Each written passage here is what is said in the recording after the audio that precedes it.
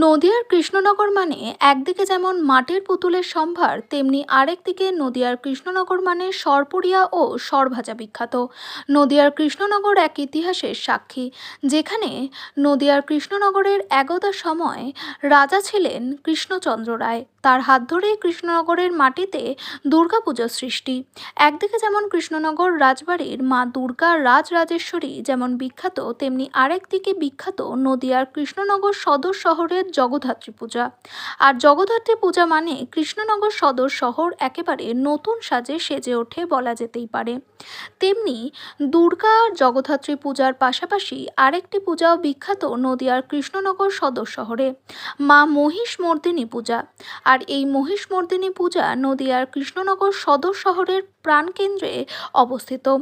কৃষ্ণনগর কদমতলা ঘাট সংলগ্ন গোলাপট্টি বারোয়ারিতে অনুষ্ঠিত হয় প্রতি বছর। আরেক ইতিহাস রয়েছে কৃষ্ণনগরের ইতিহাসের পাতায়, যেখানে দাঁড়িয়ে একদা সময় নদিয়ার কৃষ্ণনগর সদর শহরে ছিল না কোনো সড়ক যোগাযোগ ব্যবস্থা। একমাত্র যোগাযোগ ব্যবস্থা ছিল নদীপথে। আর এই নদীপথ দিয়ে ইতিহাস শুরু, যেখানে নদীপথে নৌকার মাধ্যমেই ব্যবসা বাণিজ্য চালাতো কৃষ্ণনগরের শহরের মানুষজন। আর সেখানে প্রায় জলদস্যুদের আক্রমণের হাতে পড়তে হতো বিভিন্ন ব্যবসাদারদের।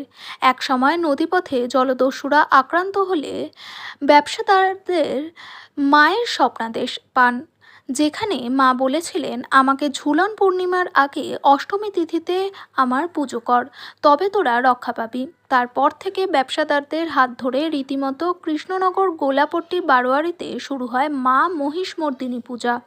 আর এই পূজাই প্রায় 350 বছরের পুরনো পূজা। আর এই পূজাই এখনও জাঁকজমকভাবে করে আসছে কৃষ্ণনগর কদমতলা ঘাট সংলগ্ন এলাকার মানুষেরা। এই পুজো হয়ে থাকে 4 দিনের এবং বেশ রীতিনীতি মেনেই হয়ে আসছে প্রতি বছর এই পুজো। মা মহিষমর্দিনী পূজায় মায়ের ভোগে থাকে নানান রকমারি ভাজা এবং তরকারি, ও সব শেষে থাকে পায়েস ও মিষ্টি। ও পূজার শেষে থাকে অন্ন মহোৎসব এবং প্রচুর মানুষের মায়ের ভোগ সেবা করে থাকেন এখানে। আমাদের খুব ভালো লাগে। আর এই বিষয়ে কৃষ্ণনগর গোলাপট্টি বারোয়ারির সদস্য শোভন মোদক মায়ের পুজোর ইতিহাস সম্পর্কে কি প্রতিক্রিয়া দিলেন শুনে নেব তার মুখ থেকে। পুজোটা প্রায় 350 বছরের ঊর্ধ্বে পুজো। এখানে কত বছর ধরে হয়ে আসছে?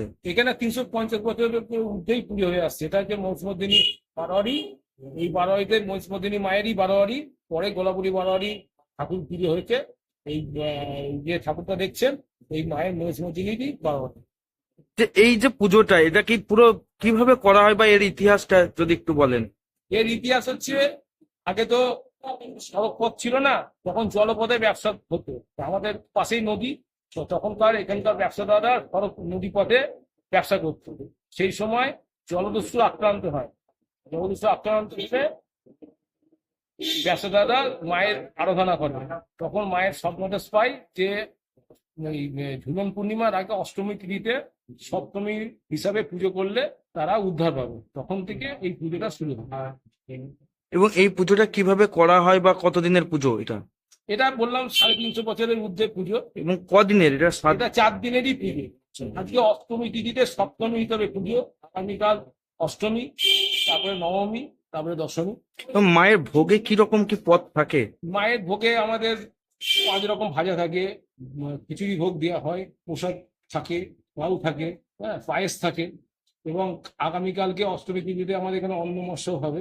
এখানে মায়ের প্রসাদ, সবই মায়ের প্রসাদ, প্রসাদ সবাইকে বসিয়ে খাওয়ানো হবে। এখানে মানে কতটা মানুষ ধুমধাম করে পালিত করে এই পুজো? এখানে পাড়ার অধিবাসীরা সবাই উৎসাহ, একটা নদিয়া জেলার মধ্যে একটাই পুজো হয়, আর অন্য কোথাও পুজো হয় না। এখানে পাড়ার সবাই অধিবাসীরা সবাই এসে আনন্দ করে, বাচ্চারা খেলাধুলা করে, সবাই মায়ের মানসিক করে, তারা পুজো দিয়ে যায় মায়ের কাছে। আপনারা কতটা খুশি এই পুজো করতে পেরে? আমরা খুব খুশি। আগে ব্যবসাদাররা করতো, এখন ব্যবসাদাররা হাল ছেড়ে দিয়েছে। এখন আমাদের পাড়ার কিছু দাদারা ভাইয়েরা মিলে, আমরা অল্প কজনে মিলে পুজোটা এখন চালিয়ে যাচ্ছি। আপনার নাম? আমার নাম শোভন কুমার মতো। এলাকা